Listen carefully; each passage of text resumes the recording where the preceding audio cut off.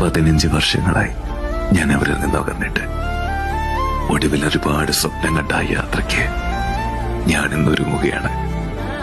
ഇനിയൊരു തിരിച്ചുപോക്കില്ല എന്നറിയാമായിരുന്നെങ്കിലും ഒരിക്കലെങ്കിലും യാഥാർത്ഥ്യമായിരുന്നെങ്കിലെന്ന് ആഗ്രഹിച്ച് ആ നിമിഷത്തിലേക്കാണ് ഞാനിന്ന് നടന്നു നീങ്ങുന്നത്.